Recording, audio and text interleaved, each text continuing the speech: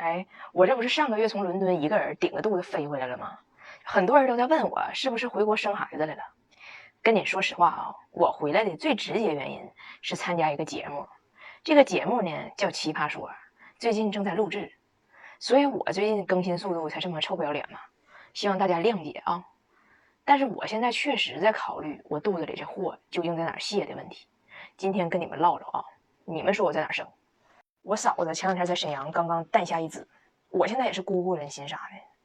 我跟她在国内受到的这个生孩子这个服务环境、医疗水平一比哈，我再回想我当初在英国，那都不算生孩子，那就是甩个子吧，就是。我当时就提着自己这一兜东西嘛，像去搓澡似的，坐着伦敦地铁慢悠的就上圣托马斯医院了。完，因为我这血糖值呢高出标准值0.1，就一定要当做妊娠糖尿病来催产。那催也行，关键是药给你下完了之后呢，说这个生产室没有床，让你在待产室等着，等也行。关键是整个待产这个过程就让你感觉非常的不严肃，你知道不？比如说之前不说好的，像我这种非高龄产妇可以尝试水中生产吗？我还挺期待的。结果马上生了，告我不能，就还得汗生。原因是啥呢？第一个护士给的说法是因为我血糖高，第二个护士说是因为医院缺浴盆，完该进生产室了不让你进，水生没盆是汗生没床，完事给出的理由是你赶上了生产旺季。最后反正好不容易是进了，一个护士把我交给了一个看起来极端紧张的非裔女子手中，说这个第一天上班的产婆啊，就是你今天的产婆，她的名字叫 Hope， 就是希望。这个希望呢，我现在回想啊，我小时候我哪家院门口有个女的，就天天坐井盖上，大浓妆，有人叫她霹雳红唇，有人叫她沼气游魂。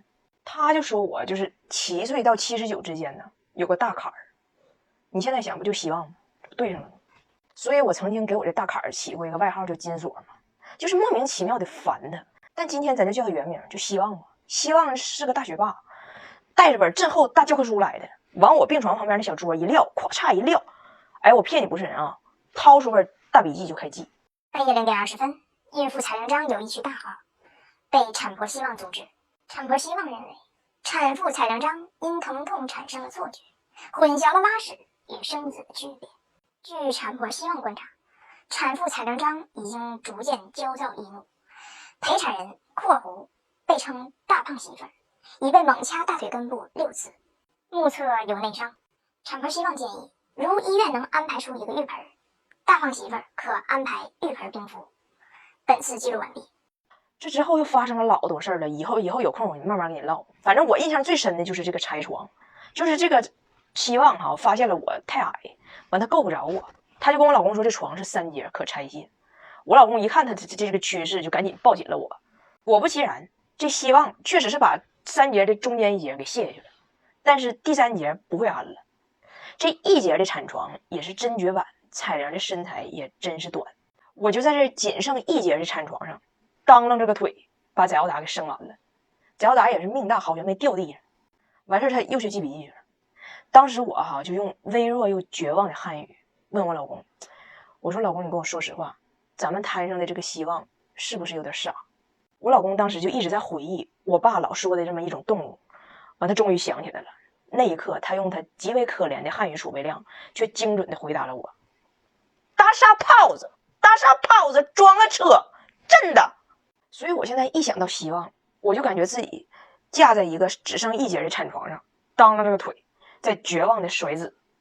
但问题呢，就现在整个的情况如此特殊，我要在这生呢，就我大胖媳妇够呛能回来。其实我也没有那么需要的，我觉得如果一定要选择得到他或者避开希望，我更在意避开希望。但是他受不了，就他这事儿他很抓狂，咋整呢？你说？哎，你们知道我大胖媳妇的人生梦想是啥不？就是能够进入温斯敏斯特宫，也就是咱们说的英国议会大厦。你们可能看过他们开会，就基本以干架为主，就是英国夕阳红版本的奇葩说吧。他一直梦想着进入这个议会楼，为这事儿呢也没少念书，没少努力，这些年一直申请这类的工作，最后终于拿到了能达到这个梦想的 offer， 就是英国环境保护部门的一个高级政策顾问这么个工作。哎呀妈，当时拿着 offer 的时候给俺乐的哈，就那个时候的我不是张彩玲，不是张博主，我是1.53米的小贤妻加上小良母，吃着臭炸鱼，配着马铃薯，等着老公当议员把我来滋补。不过即使我是议员的夫人，也不耽误我从奇葩说片场往家顺东西。不过没事，我观察了，看别人也往家花了。offer 终于拿着了，部门听着也挺好，反正环境保护这类的活我听着是挺高大上的。参与铁岭臭氧层子的修补，安排殉情傻狍子的归属，督促佛系大熊猫的繁衍，鉴别已故霸王龙的公母。基本就是这是我想象的活儿。结果真正拿到手的活呢，说起来挺好听，实际上就是玩塑料袋儿。但是玩塑料袋也不是那么好玩的呢，在玩之前你还得接受这个漫长的安全背景调查，就是调查你这个人有没有安全隐患，可不可以出入就政府办公大楼。经历了漫长的好几个月，这调查才过，就证明了他这个人除了老挨打没有啥安全隐患。结果呢，疫情爆发，所有人都搁家办公，完事你们也都知道，前一阵直接咔嚓就失业了嘛。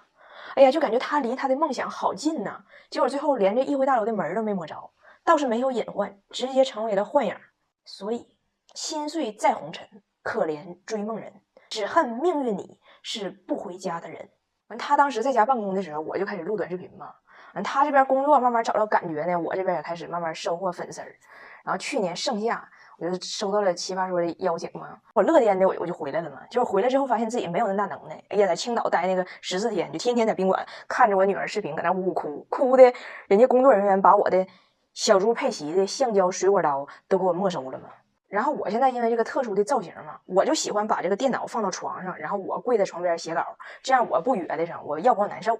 结果有一次我妈出去给我买饭，回来看我搁那跪着写稿呢，哎呦我的妈，戏这个多呀，啪嚓也跪地下了，抱着我就开哭，咏叹着白天不懂夜的黑，要强的女人多伤悲，给我整一愣一愣的。我寻思我也没咋地呀，那你要不然不也得写稿吗？所以今天人家让我聊聊梦想这个主题，我都不好意思。我自从回国以后，我发现就身边的人都太拼太努力了，我跟人家一比，我就肚脐眼外翻的比较努力。我只是说这个孕妇的造型给人一种我好拼的一种错觉。我记得有一天我跟熟人姐battle之前，她马上要上场了，从卫生间出来，结果地上有水，啪嚓拽那儿了，当时脚就崴伤了。所以马老师有多抠，就拖布都不买。完，当时俺俩一块入场嘛，她脚疼往前撅着，完我怀孕往后仰仰着，俺俩老像那个就是唐伯虎点秋香里的那俩人叫啥了，忘了叫啥了，反正就是一瘸一拐的，俺俩就一块进去点秋香去了嘛。然后他这一边往里走，他的助手就在他的脚踝附近哗一顿猛喷那云南白药。所以要说熟儿姐还是有钱，就是能喷了至少70多千瓦的白药吧。